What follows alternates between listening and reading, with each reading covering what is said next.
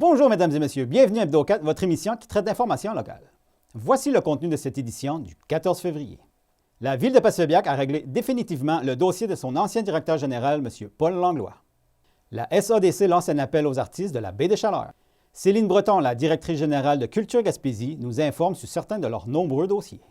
Danny O'Connor, le coordonnateur de la stratégie Vive en Gaspésie, nous explique pourquoi on observe une réelle augmentation de gens intéressés à venir s'installer en région.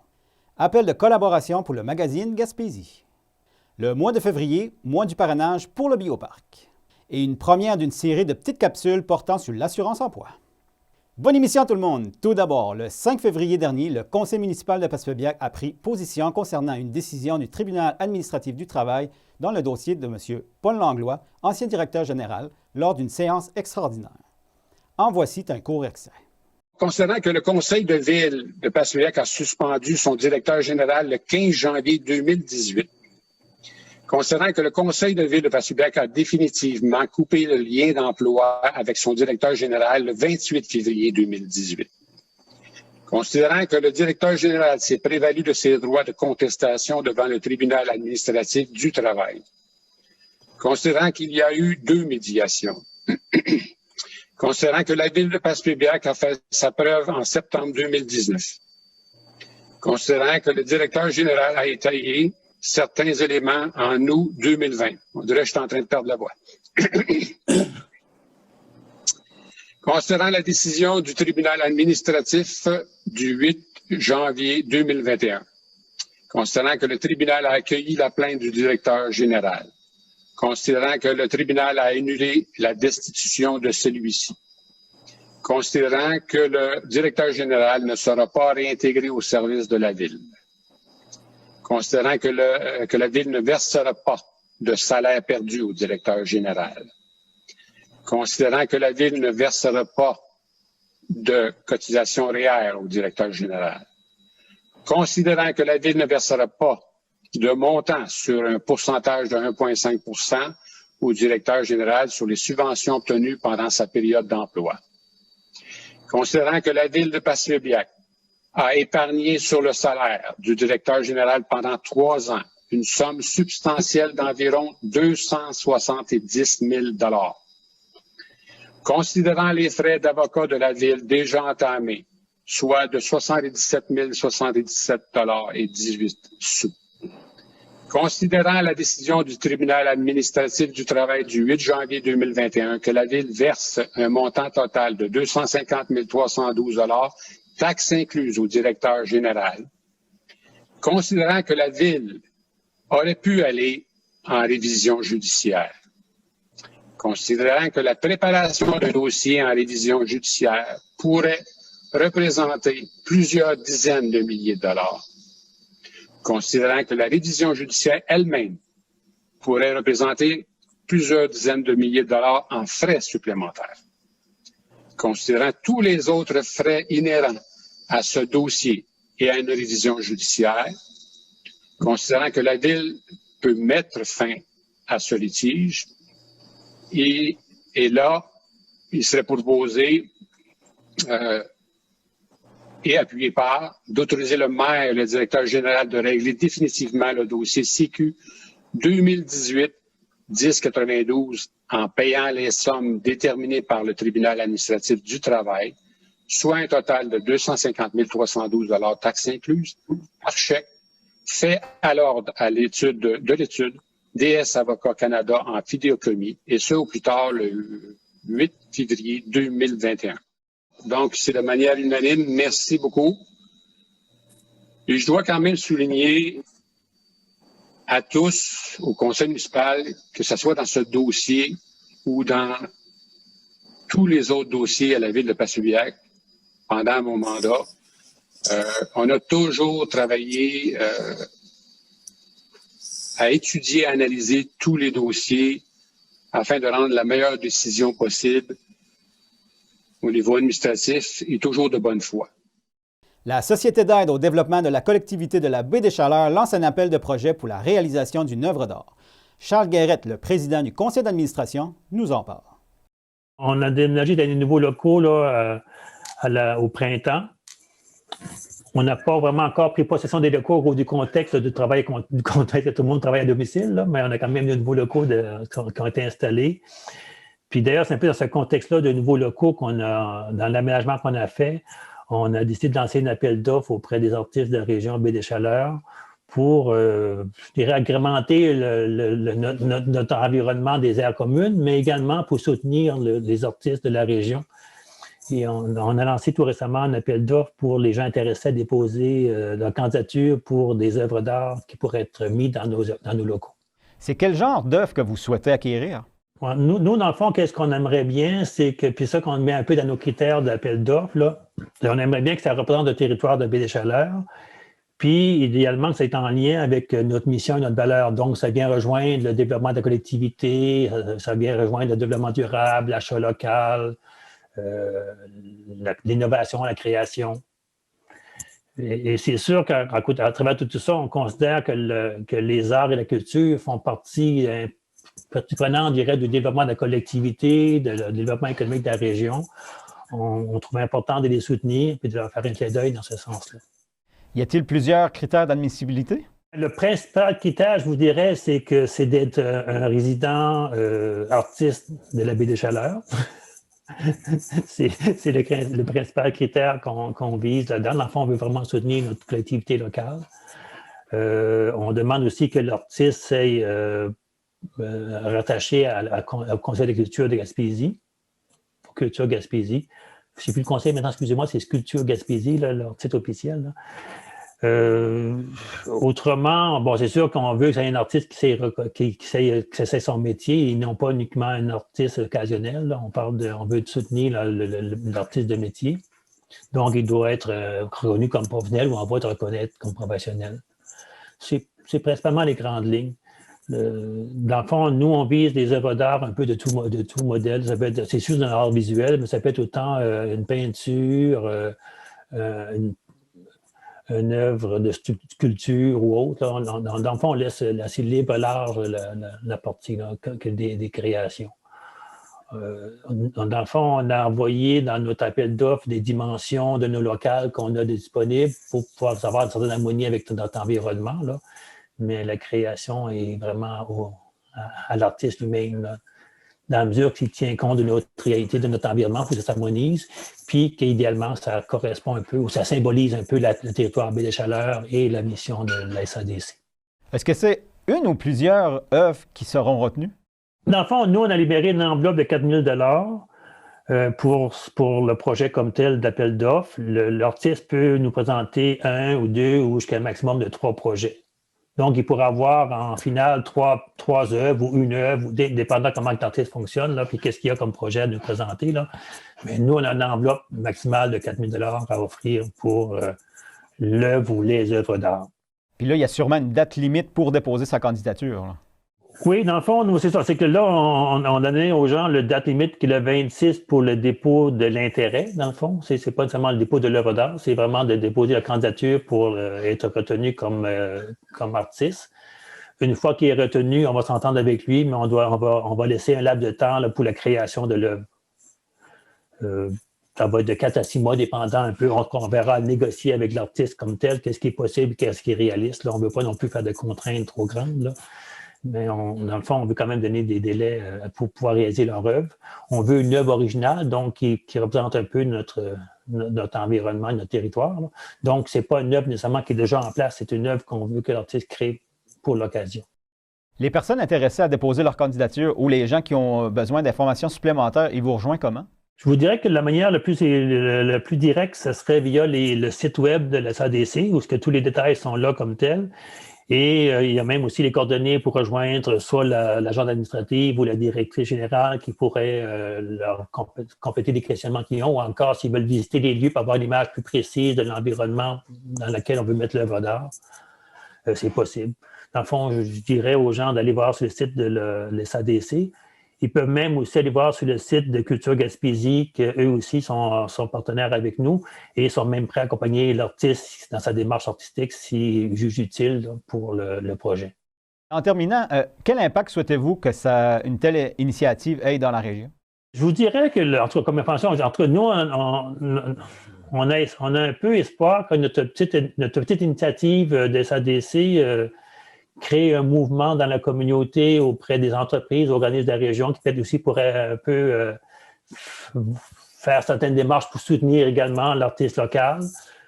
Puis, on a même un peu espoir que ça stimule un peu, dans le contexte de l'affaire locale, aussi l'achat d'œuvres d'art locales dans la population de Baie-des-Chaleurs. C'est un petit clin d'œil qu'on peut faire qui devrait, pour soutenir nos artistes qu'on considère important de soutenir. Puis, il faut être conscient que de plus en plus, non seulement que l'œuvre d'art nous apporte un certain bien-être, mais aussi elle a un impact économique dans notre région. C'est devenu un secteur important dans le développement de la collectivité, la culture et les œuvres d'art. Culture Gaspésie représente les intérêts du milieu culturel et favorise le développement des arts et de la culture de son territoire. Présentement, ce ne sont pas les dossiers qui manquent pour l'organisme. Nous avons donc rencontré pour vous Mme Céline Breton, la directrice générale de Culture Gaspésie, afin de vous informer sur certains de leurs dossiers. Vous avez lancé un appel de candidature pour le prix Relève artistique Télé-Québec? Oui, aujourd'hui même. On est très, très heureux. Donc, on lançait la 2e édition du prix Relève artistique Télé-Québec. Donc, ça s'adresse à la relève. Donc, c'est pour les artistes qui ont moins de 3 ans de pratique. Et ils doivent déposer leur candidature. Ils peuvent aller sur notre site Internet. Il y a tous les formulaires, toute l'information pour déposer la candidature. Ils ont jusqu'au 4 avril pour déposer leur dossier. Et il y a un grand prix à gagner avec le prix Télé-Québec qui est d'une valeur de 10 000 $, donc 2 000 $ en bourse. Également, la réalisation d'une capsule vidéo avec la fabrique culturelle sur le portrait de l'artiste. Et il va y avoir également un portrait dans le journal Graphici et sur notre site Internet. C'est quoi les principaux critères d'admissibilité? Il faut vraiment être un artiste qui réside depuis au moins 1 an sur le territoire de la Gaspésie, moins de 3 ans de pratique. Donc, il faut avoir quand même une réalisation significative dans la dernière année. Donc, c'est un peu les principaux critères. D'accord. Là, il y a la SADC aussi qui a lancé un appel de projet pour la réalisation d'une œuvre d'art. Puis, vous avez contribué quand même beaucoup. Mais de quelle façon vous avez contribué? C'est une très belle initiative de la SADC Baie-des-Chaleurs. On est bien contents. Donc, eux, ils voulaient avoir une œuvre d'art pour acheter une œuvre d'art pour leur salle de conférence.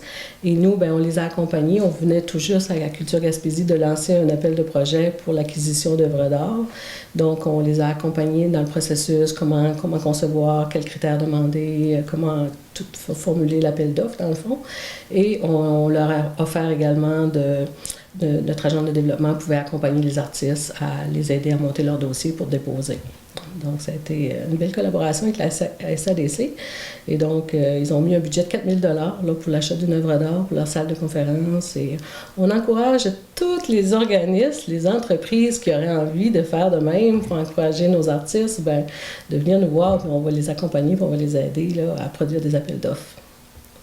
Puis là, un autre sujet encore.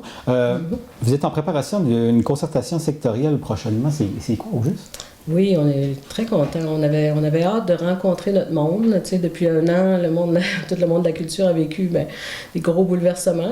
Toute la société a vécu des gros bouleversements, mais encore plus, je crois, le secteur culturel. Donc, on a décidé d'organiser vraiment une tournée, ça va être une tournée virtuelle de consultation, donc de 8 secteurs. Ça va tout se dérouler entre le 23 mars et le 7 avril. Et on veut vraiment aller voir là, en littérature et contes, qu'est-ce qui se passe, les besoins, les enjeux du secteur, les arts de la scène, dans vraiment tous les secteurs. Et dans le fond, nous, avec ça, on va vraiment s'alimenter pour identifier tous les projets qui pourraient être porteurs pour une relance en culture.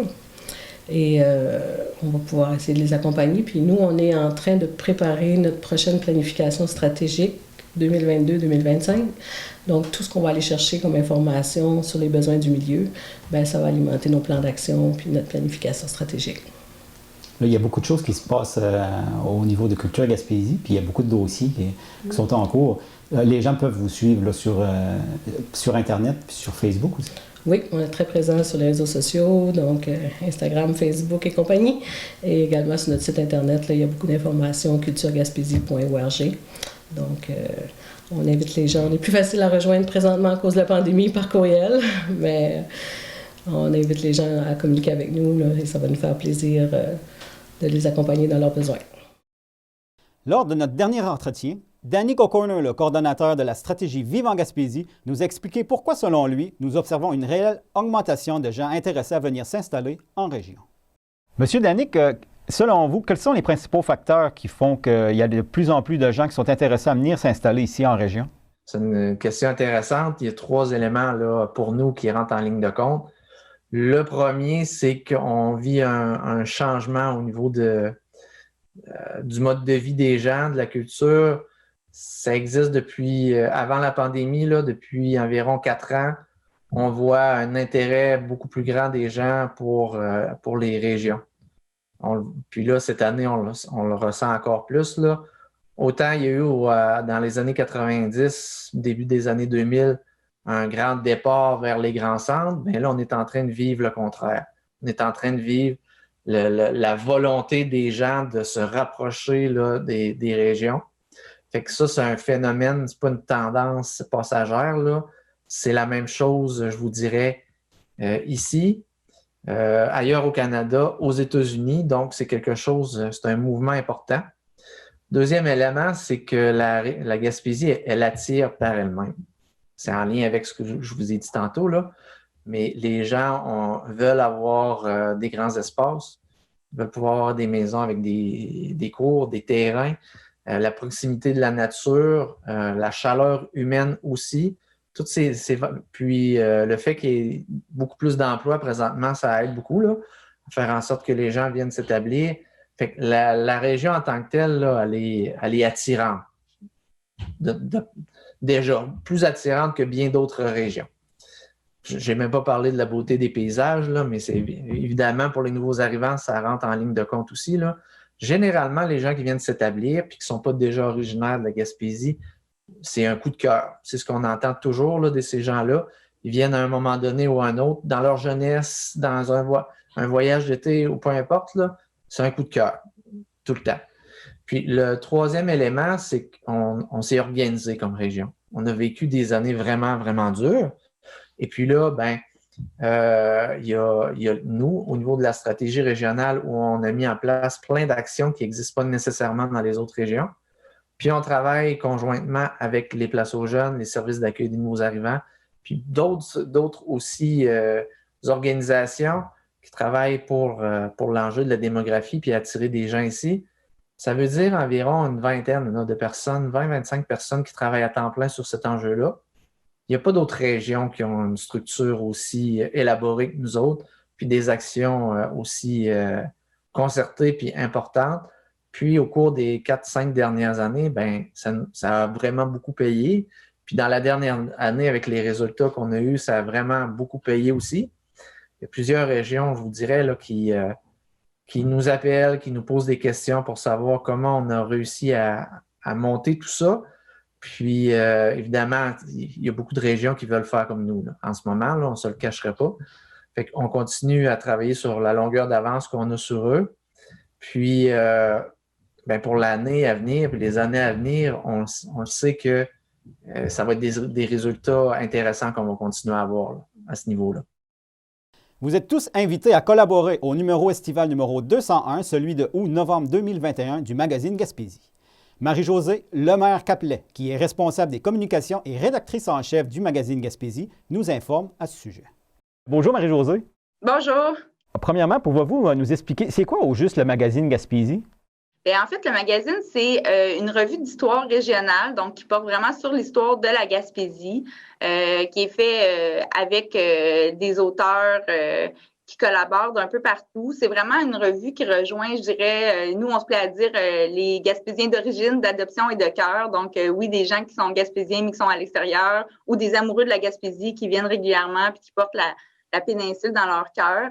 Donc, on aborde vraiment différents aspects de l'histoire. C'est très, très large. Chaque numéro a un thème, donc vraiment un dossier thématique qui accompagne chacun des numéros. Il y a une série de chroniques aussi qui retracent, par exemple, nos Gaspésiennes, nos personnages, nos événements. Donc, ça nous permet de faire vraiment un large tour de l'histoire de la Gaspésie. Puis les gens s'y reconnaissent. C'est autant l'histoire un peu plus orale, récit populaire que des historiens ou des spécialistes qui viennent apporter leur touche. Donc, ça fait un tour d'horizon assez complet, je dois dire. Puis ça fait quand même un bout que ça existe, là. Ça fait 58 ans. Oui, tout à fait. Donc, ça a été fondé en 1963. On va célébrer tout bientôt notre 200e numéro. C'est édité par le Musée de la Gaspésie. À l'origine, ça a été créé par la Société historique de la Gaspésie. Donc, c'est vraiment une des plus vieilles publications là, au Québec sur l'histoire. On en est très content que ça soit toujours vivant et aussi actif, là.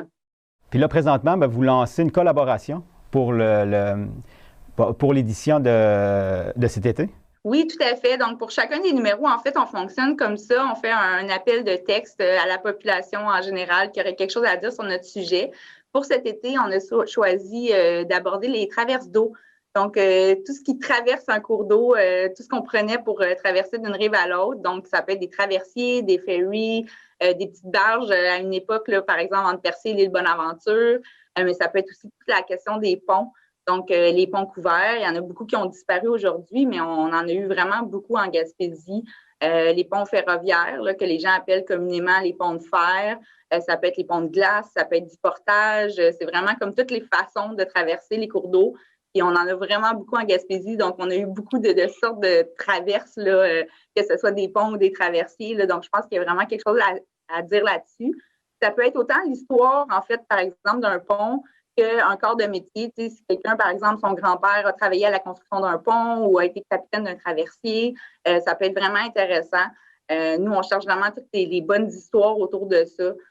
Ça peut être aussi des souvenirs. Si les gens se souvenaient que quand ils étaient jeunes, ils passaient à tel endroit, en famille, à telle occasion, ce genre de choses-là, là, ça nous intéresse vraiment beaucoup. Là, c'est plusieurs articles qui vont être choisis? Oui, tout à fait. Donc, c'est pour faire le dossier thématique, dans le fond. Donc, il y a vraiment plusieurs articles sur ce sujet-là, entre 12 et 15, là, tout dépendant de la longueur, qui vont être sélectionnés. On essaie de faire une place à tout le monde. C'est surtout de ne pas se dédoubler dans nos sujets. Fait que si les gens ont des idées, la meilleure façon de faire, c'est de me contacter, en fait. Comme ça, on en discute, puis ils n'avancent pas dans leur projet, là, sans avoir le détail et l'angle. Mais habituellement, on réussit, c'est ça, à faire une place à tout le monde. Ce que j'allais dire, c'est que si les gens ont une bonne photo aussi ou un document d'archive, ça peut être intéressant, même s'ils n'ont pas envie d'écrire un texte là-dessus. On prend ça aussi. Puis, si les gens ne sont pas très à l'aise dans l'écriture, je ne veux pas qu'ils se gênent vraiment. Là, moi, je suis là d'abord pour les accompagner dans leur rédaction s'ils ont besoin, mais à l'occasion, je fais aussi des entretiens. Donc, les gens me racontent un peu leur récit, puis moi, je le rédige pour eux, puis ils le relisent après. Donc, on est vraiment à la recherche de bonnes histoires avant tout, là. Je veux pas que les gens se freinent parce qu'ils sont mal à l'aise d'écrire ou quoi que ce soit, là. C'est vraiment ouvert à tout le monde. D'accord. C'est des textes d'environ combien de mots? Bien, ça varie parce que c'est ça, je suis souple et je suis ce qu'on a à dire selon les histoires, mais c'est plus ou moins entre 600 et 1200 mots. Donc, ça peut faire 1 à 3 pages. On essaie de pas trop s'étendre longtemps pour justement laisser de la place à plusieurs personnes. Puis, on illustre les textes avec des photos. Donc, il y a quand même une part importante là, du magazine où il y a des belles photos anciennes et récentes là, qui illustrent le propos des gens. Les textes, il faut qu'ils soient envoyés au maximum à quelle date? Le 2 avril, c'est la date de tombée pour celui d'été. Mais comme je dis, là, si les gens ont une idée, l'idéal, c'est de me contacter dès qu'ils l'ont, puis on regarde ça ensemble. Là. Ça me donne une bonne idée aussi de l'allure que prend le magazine. Là. Des fois, je dis, nous, on propose un thème, puis c'est les gens qui choisissent de quoi on parle. Les gens qui ont besoin d'informations supplémentaires ou qui veulent communiquer avec vous, ils s'y prennent comment? Bien, en fait, il y a toute l'information sur notre site Internet qui est magazinegaspésie.ca, mais ils peuvent me téléphoner dans le 418-368-1534, poste 106, ou par courriel. Il y a toutes les informations sur le site web, donc le plus facile, c'est peut-être d'aller là. Puis, il y a l'appel de texte avec tous les détails, il y a mes coordonnées. Mais je prends mes messages, même si on est encore en télétravail. Donc, laissez-moi un message sur la boîte vocale, puis je vais vous rappeler sans faute. Ça va me faire grand plaisir. Pour le Bioparc, le mois de février est non seulement le mois de l'amour, mais aussi le mois du parrainage. Voici une de leurs capsules animalières qu'ils ont réalisées pour l'occasion.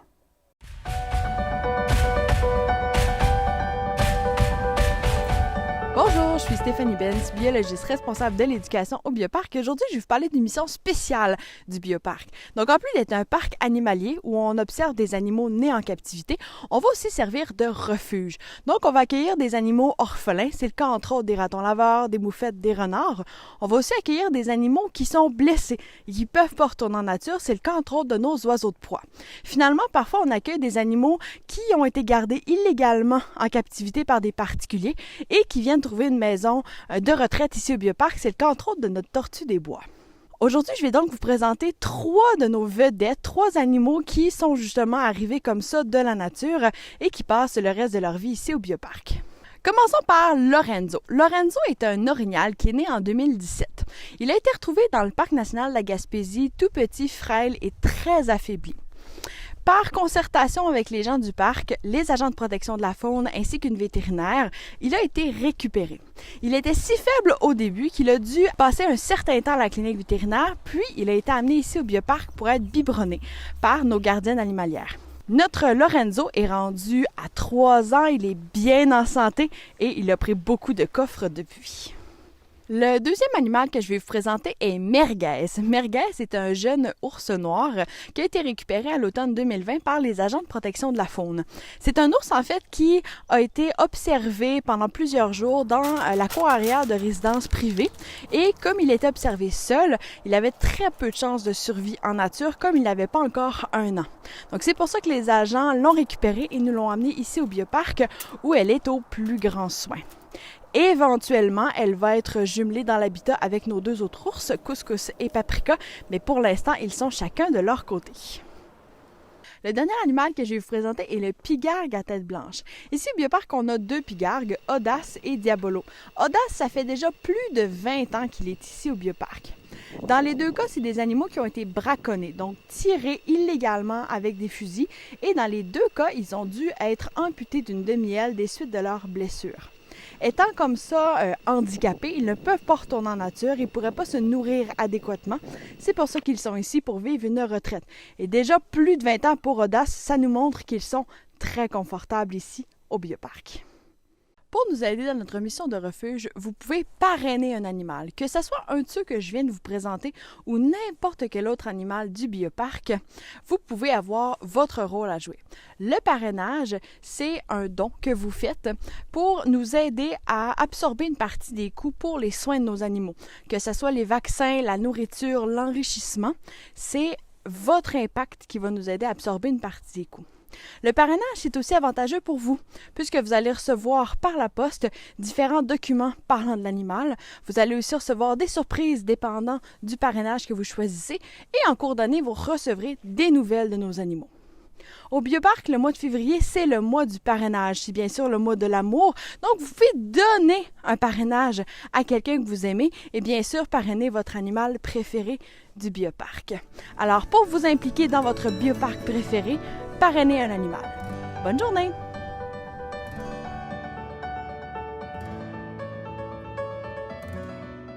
Voici la première d'une série de petites capsules réalisées avec Nadia Mongeon, la coordonnatrice du mouvement Action Chômage Gaspésie, Île-de-la-Madeleine, PABOC.